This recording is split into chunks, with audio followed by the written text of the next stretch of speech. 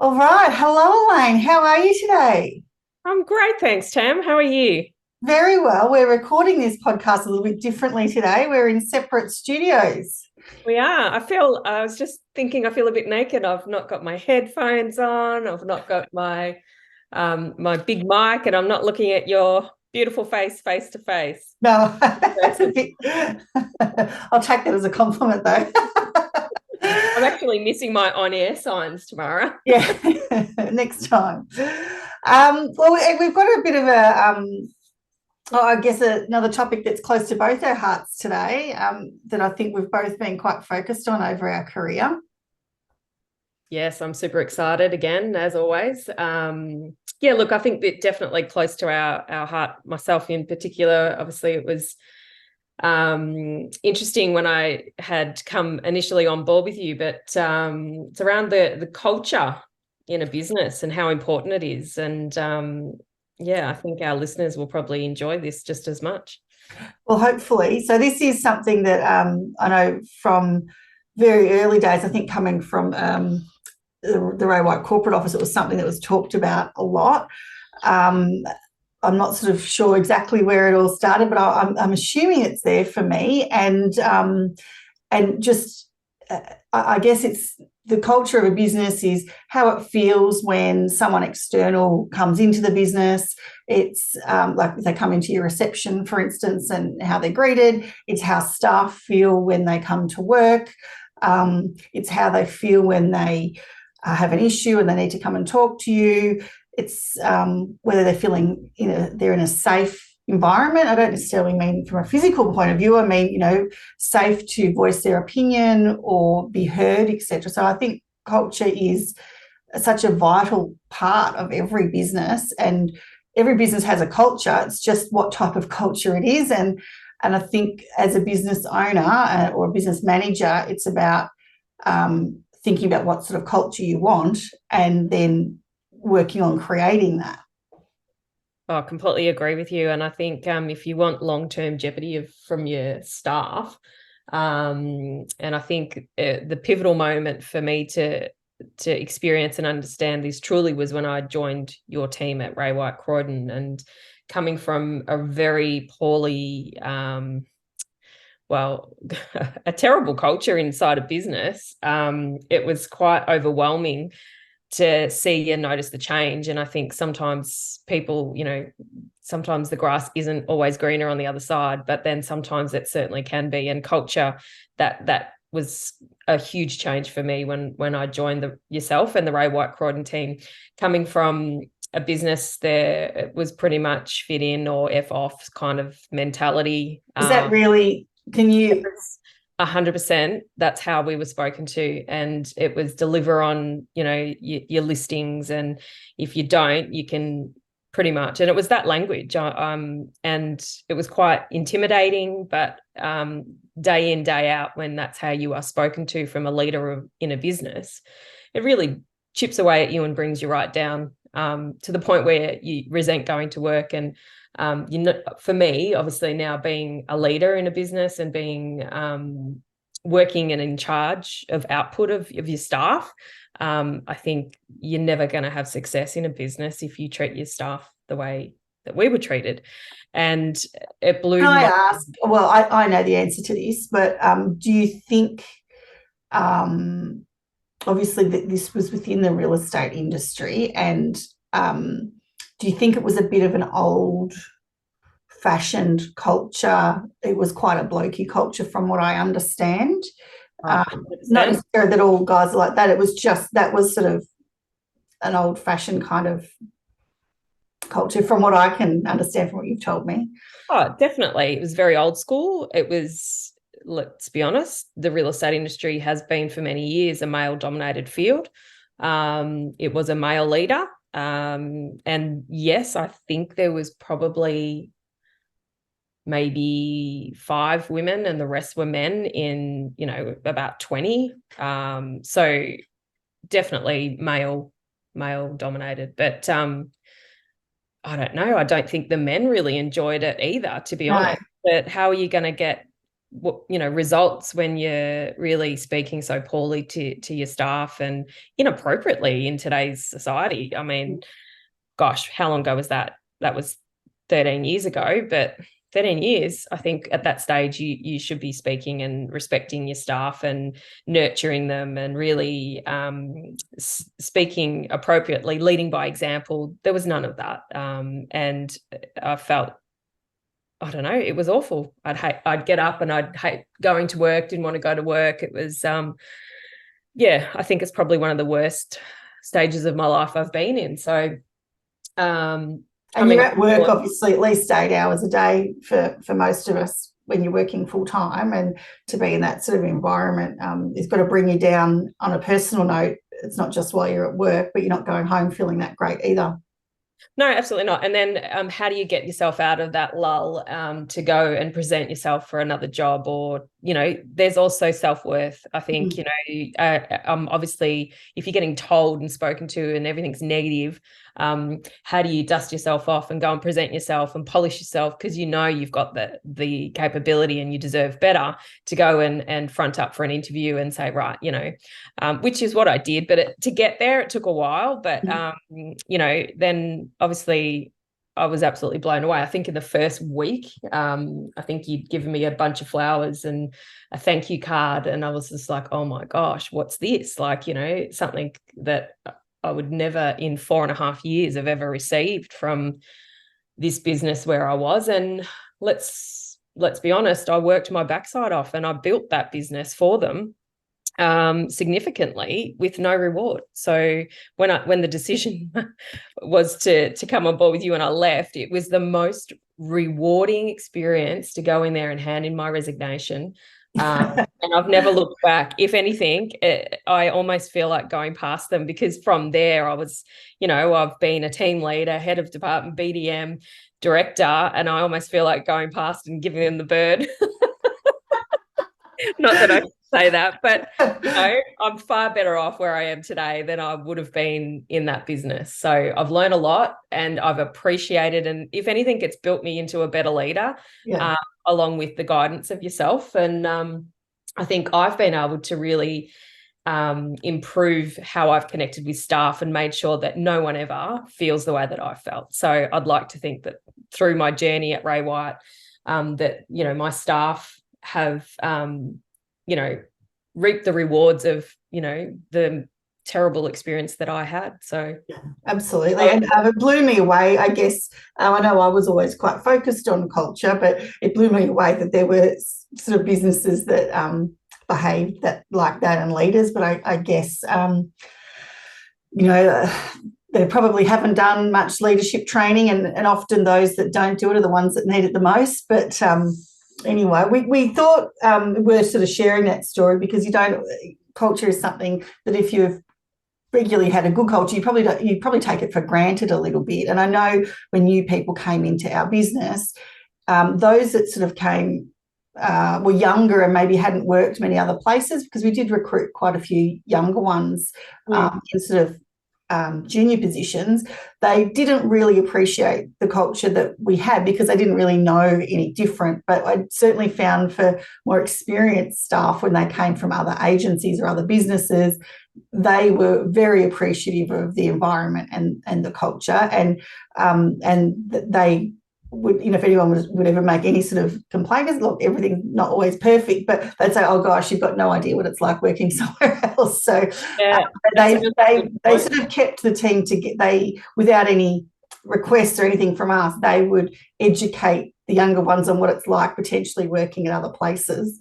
I know that there was another gentleman that came on board with us from the same business over time, and I think by the end of it, he was a real mentor inside our business, and he would so often speak to these younger, well, they're not kids, but employees that just didn't really get it. But I think he really helped them understand that, this is a really great environment and you probably haven't experienced anything really, but, and that all becomes part of a culture when you have the team sort of trying to keep the team together, and they're trying to keep the good eggs within the business. And I certainly know that if we had bad eggs come into the business, which we'll talk a little bit about later, the team would kind of push them out because they would recognise they didn't fit the culture if we'd chosen potentially incorrectly in our recruitment process because we didn't always get it right. They would kind of push them out, whereas those that they thought were good for our culture, they would hold tight and really try and keep them on board. So, it's interesting. So we actually put together, well, I'll say you kind of put together, we put together the top. We're a team. Top 10, team effort. Top 10 tips, for building a strong and positive culture, because it's not just building a culture, it's the type of culture that you want. And I think it's also, as a leader in a business, taking some time out to think, what type of culture do I want within my business? Because every leader is a different personality and wants to attract a different type of people. Different industries might be slightly different culturally as well. But, for us, it was certainly to have a positive, fun culture. We wanted to do some socialising with the team outside of work. So have it that we could build friendships. It doesn't mean you have to be friends with everyone, but you had the opportunity to build friendships within the team, and that you would encourage the right behaviour, positive behaviour, and celebrate successes. So that was sort of, I don't know if I'm missing anything there, but that was sort of, the culture that I know early on I wanted to create. And it doesn't just happen overnight. It actually can take years to create this culture, and you make mistakes along the way. I think on that, I know we had, and I keep going back to our business, but we had a couple that retired, and it's always to her the Ray White Croydon family, and it's your home away from home. You spend so much time working and outside of the home, and you generally at work. So it is the culture that you and I together in the end created was the family. And 100%. I think a lot of businesses. I know you're talking about Sue here, and Sue was our work mum. She sort of she became sort of the mum of the office. She was very, very skilled at what she did in real estate, but she was definitely the mum of the office, which we all loved. And even we would go to her for things, whether it was real estate stuff or personal things. You felt she created a big part of that culture while she was there as well. But I'm sure she would agree 100% in me saying that she misses that. And she obviously has retired, but we still keep in touch with her. But it was a big part of her life. And I think that's something you should be proud of, and we should be proud of, because we created that. And then I think if you look back over our journey, I'm also super proud that we were, because of the culture in our business, a business of attraction. And I think back to the COVID days when we nurtured our team, and it was exhausting, let's be honest. But I think hats off to us both, pumping up our tires here, Tamara. But we did it well. And I remember we did put it out on social media, and a lot of the staff, their friends had commented like, "Oh my God, I wish I worked for you. Oh my God, I can't believe they did that." Or, we did the little care packages. And I think, that was, but it wasn't, we tried to individualize a little bit, but yeah, but it doesn't have to be anything basic. A handwritten note, or a phone call. How are you going? So let's go through our top 10 tips. I say that quickly. 10 tips for creating a vibrant and collaborative culture that accelerates business growth. I'm right in there, excited. Number one is absolutely a leader. Lead by example. You need to be a great leader. And I think if you want success in a strong culture in your business, and you want to have growth and long, staff that want to stay long term, it's going to cost you less in the long run. Try and say that. Absolutely lead by example. Treat your team how you wanted to be treated, and show them how to do it. I think that's probably on the top of my list. Yeah, I 100% agree with you there. I think the second one that we sort of spoke about was fostering open communication.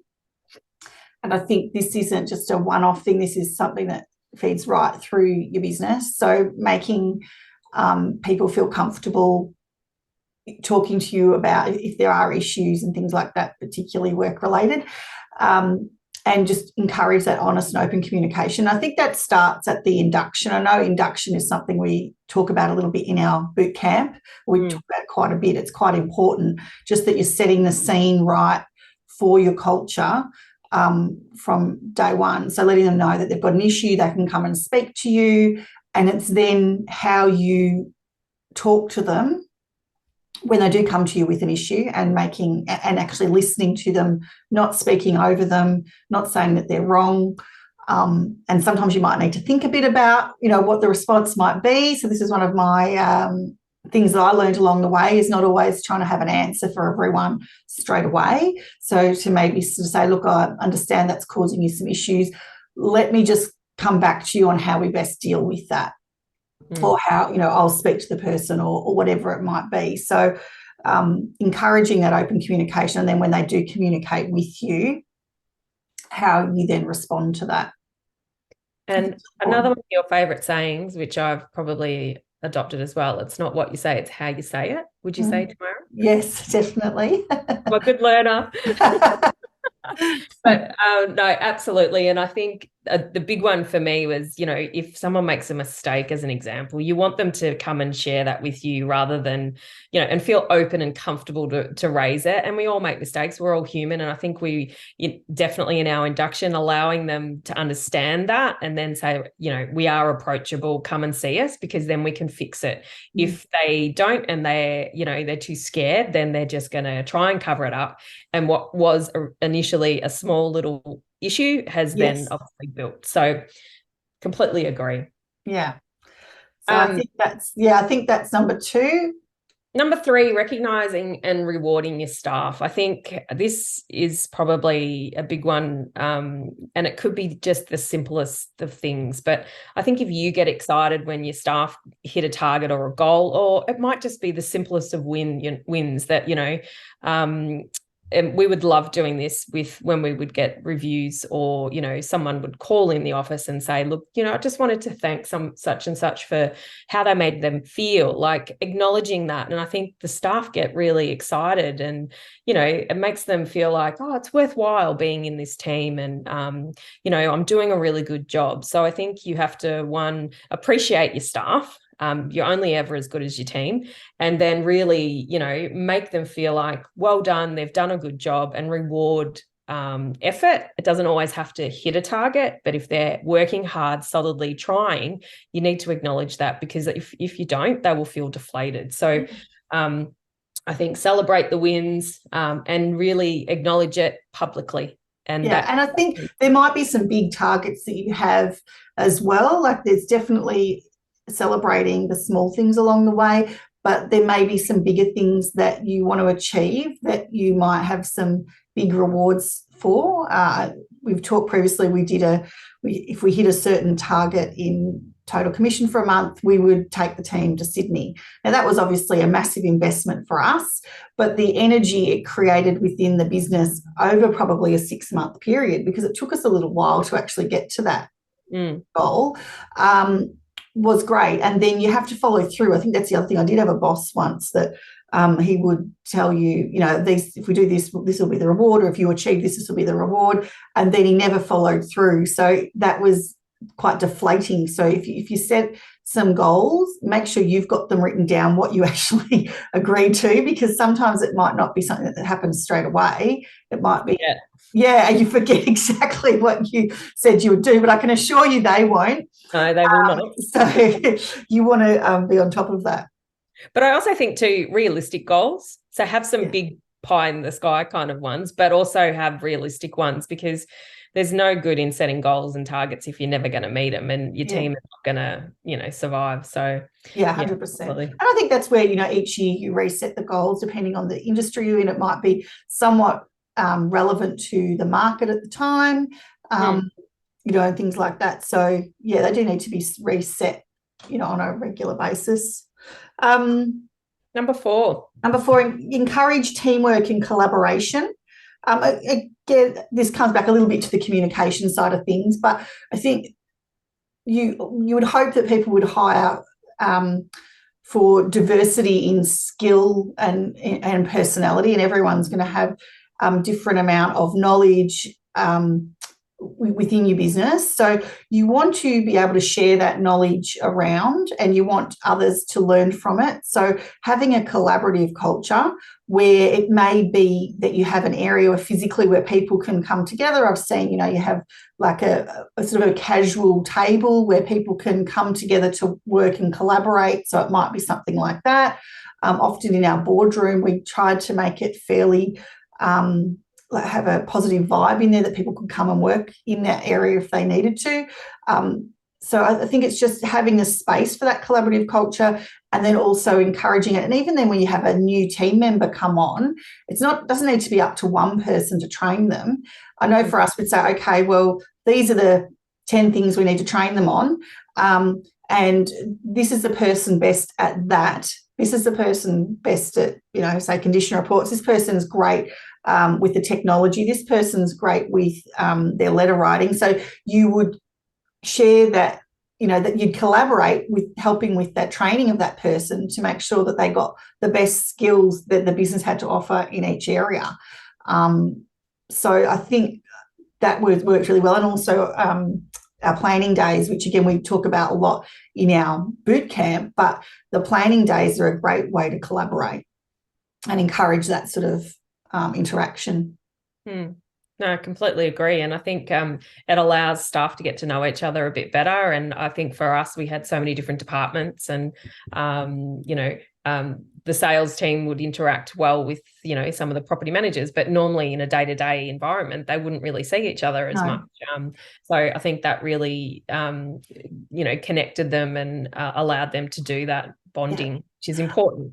And I think just so on all of this, it's just, this just doesn't happen by mistake. Like all this stuff you need to have kind of planned and thought out about these things, and that's how you want it to be. It doesn't just fall into place. You have to kind of manage the pieces a bit, particularly in the early days, to make sure these sort of things happen. I think sometimes we too use this to our advantage, didn't we, Tamara? Because we would say, okay, I think if we want to get the best result, I know that A and B are going to really deliver on that. So let's put them together, and you know what I mean? So it can really work in your favor, but absolutely, there's a lot of thought that goes into it behind the scenes, depending on what. And I know we had even situations where we sat certain people together because we thought that one person might be a positive influence on the other. Usually this worked quite well. Sometimes it might not have, but I'm thinking you're thinking of the same one as me, but you have someone that has got a positive vibe, doesn't put up with bullshit, and someone that's a little bit more, stressed or whatever. And if you put them together with the right people, they can be of benefit to both parties in different ways. And we've certainly seen that work really well. And the one thing that I did used to say to staff when they started, particularly when we knew there's going to be a bit of movement, is don't get comfortable at that desk, because I can assure you, you are going to be moved at one time or another, and it's probably going to happen regularly. So people didn't get so shitty then when we said, okay, you're moving, we're changing things around, because as the team grew, we needed to put more desks in or move things, extend, etc.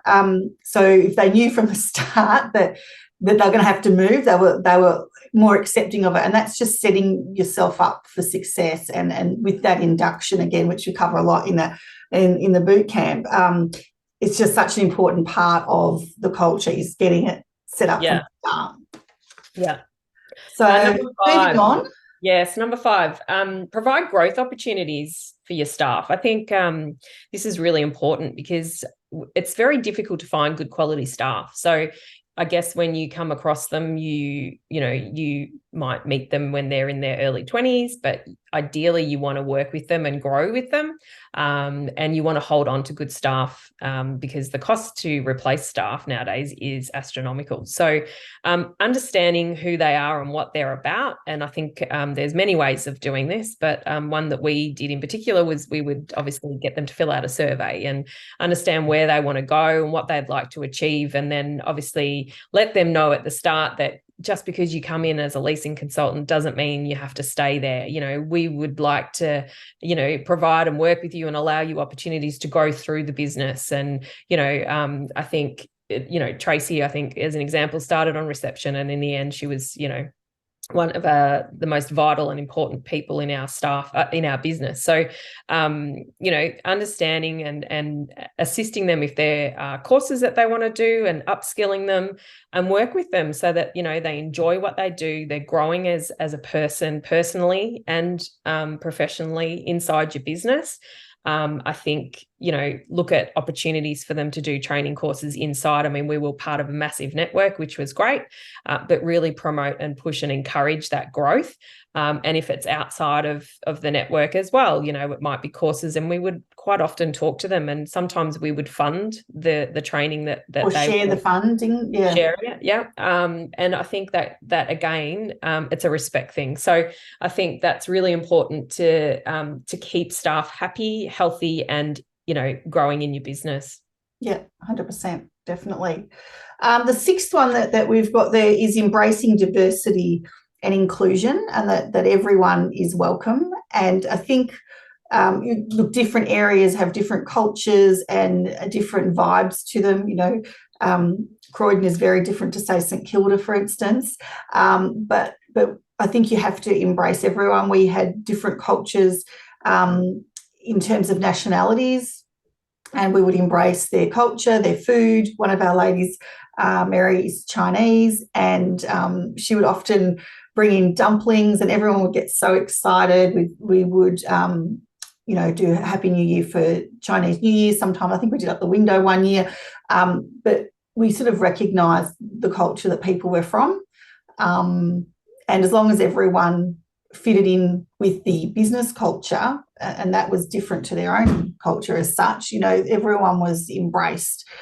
So I think, yeah, I think most people are pretty aware of that these days, but it's looking at how you can make people feel special and included when perhaps their cultures, or their culture is a bit different to the norm in, you know, in an office or an area, is just to really embrace that. And how can you do that? You know, I think that's an important part of business. Yeah, 100%. And vital in this day and age. So number seven, yeah. Yeah, promote work-life balance. Obviously, I think it's probably now very different after COVID, but I think you should always look at how you can encourage that in your staff so that you don't get burnt out staff. And I think if you don't look after your health, there's going to come a time when you're going to become really, really sick, and then you're going to obviously be possibly unable to work for a period of time. So I think acknowledging that at the end of the day, your health comes first. You have to look after yourself, and then obviously work. So however that looks, it might be encouraging your team to get out and go for, I mean, I think we would always say you must have lunch. Like, it's really important. Go and get a coffee, or go and, you know, get some fresh air. Yeah, because I mean, you can't sit at a desk all day, every day. And I think you get the best out of your staff when you promote that and encourage that in your team, that, you know, come in, do your work, but then also make sure that, you know, you're taking time out for yourself, and really suggest ways that, you know, it might just be that you introduce this in your meetings, or, you know, suggest that, okay, you know, we quite often would offer yoga or meditation, or, you know, there's different ways you can go about it, but definitely look at encouraging them. And it might be the work from home, you know, one day a week. If you're able to offer that to your staff, I think they will value that greatly. And I think in the long run, you're going to have a healthier team. So I think there is a balance though, like you have to have that trust between you. So if they're going to be doing these things and you're giving them these opportunities, they also need to be, excuse my language, this is something you would say, not taking the piss.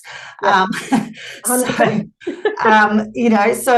those, they have to earn the opportunity to do these things. And when you've got that trust there and you know that they're doing the right thing and vice versa, they're going to have more flexibility. So they don't necessarily get all this flexibility from the start, but once they've earned their stripes 100%, I think you can give them more flexibility. And there'll be some staff that they'll, even if they're working from home, they'll be doing extra work, and others that go missing in action. So I think it's rewarding the right behaviour within an office, because those that, and I think it's just even saying that to them, look, these are privileges, they're not a right. So it's a privilege for you to do these things. You do the right thing by us, you're going to have these privileges. If you don't, then you're not, sort of thing. So I think it's also setting it up that it is a privilege, not a right in certain areas.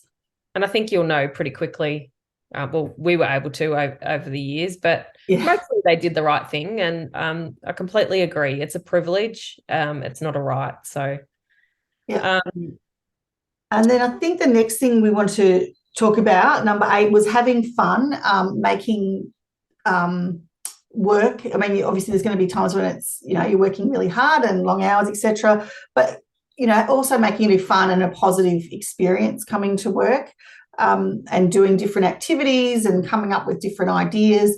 We tried to, set aside some time to think about what we wanted to do to make, more engaging. And we did September at one point, which was a little competition. There was an app and people were in groups, and it was whatever team got the most steps in that month. There was a lunch or something that they got. I was lucky enough, I didn't realise at the time, but one of our staff has, I knew she had horses, but she did 23,000 steps a day. So our team won. But then I knew that it was. But I remember that next year when we did it, they all wanted to be in her team. Yeah. So I think just doing some fun little things, and it doesn't need to be expensive. And it's also, you've got to look at your team and sort of think what's going to engage them the most. And different departments, some people like individual things where they can really, the sales team are a bit more into the individual competitions, whereas the property management department I found really did also like the group things. But it's also just asking them, look, we want to run a few little competitions, do some fun stuff, come up with some ideas, get them to tell you what things they would enjoy doing or what rewards they would like. And some of the other things that didn't really cost anything, we did cook-offs. So we would do a master chef cook-off mid-year, and I think which it kind of culminated timing-wise with the show. Yeah. And everyone would bring in 1 or 2 of their favourite dishes, and we'd all get to share it, and then everyone would get to vote. We did have to say you're not allowed to vote for your own. Have to cook it. You can't take it out of a packet. Yeah. No cheating. So, look, they were sort of fun things, and we'd have a nice lunch together. And then I know sort of Mary would bring in dumplings occasionally, and then that wasn't necessarily, that was something she wanted to do, but she felt welcome to do that and said, okay, on Friday I'm bringing in dumplings. Everyone would be like, yeah, I'll be there. So, do make it fun, come up with some ideas, and create that positive culture, and find out what the team are wanting to do. If they've got ideas, they've got to feel welcome coming in and say, hey, what about this? I know the team also enjoyed our window displays, which we did. It might have been the AFL grand final, or absolutely every year for Christmas. I think they also enjoyed that. So it's just getting creative, and I think they all look forward to those sorts of things. Yeah, and we had a lot of women in our team, and I think they in particular, I have to say, love the Christmas theme. And a few of them would get, they'd bring in all different things that have a theme, and they'd all bring stuff together, and they'd all come in on a weekend, or we'd say, look, and they could have done during work, but they often chose to come in on the weekend so they weren't disturbed, and set it all up. So, and then surprise everyone with it. So, yeah, it was a bit of fun. Excellent. Number 9, provide a supportive working environment. I think this is really important for a leader, but that's something that you also need to encourage for your team, and to treat people how they want to be treated, and really have, compassion, care, and empathy. And I think leading by example, your staff will certainly follow through and do the same. And I think if, we all have our own issues, and sometimes you have to remember that sometimes you have to leave your shit at the door, so to speak, and pick it up on the way out. But I think you need to understand that if you are part of a team, you need to obviously be respectful of how you're talking to someone. If you're having a bad day, you need to be mindful of not taking that out on your team. But I think if you encourage positive support, a supportive environment, I think that will really, the team will embrace and work with people when they're not at their best, and nurture them and help them. So I think, if you provide that support, they can come to you. I know that over the years, we've had a lot of staff that had really major personal issues, and I think that we supported them very well, and I think it was quite a pivotal moment for them, and something that I think I would expect that they would look back on and think, wow, how lucky were we to get that support from a boss. Like I think it also, and going the other way, if there are people within your team that behave badly, maybe they are under pressure or stress, and their behaviour causes issues within the office, it is also addressing that and doing it in a respectful way, because there's likely that there's something going on for them, but they happen to be unloading on the rest of the team. So there were certainly times where that happened, and I know it also, there's a level of respect there from the team when you do address it with that person, and then you find out what their real issues is, and let them know that the way they're behaving is not okay, and it's affecting the rest of the team, and what is it that we can do to help you, so that when you're at work, you're not coming across in this way, or whatever the case might be. So I think there are times when you're going to, as a leader, have to pull people up on their behaviour as well. I think one thing you did really well, Tam, is that you encouraged them to go and try and sort it out themselves, because the last thing we want to do is take sides. And I think when there is a conflict, and there's so many different scenarios, but encouraging them to try and work through it. And then sometimes they might come and use us as a sounding board, and then go back. So and I think we do, again, that's part of that induction that we cover quite heavily. And I think that induction, setting all that up, is so important. But it worked well, and I think in the end we didn't have a lot of niggly. No, but at the start I did.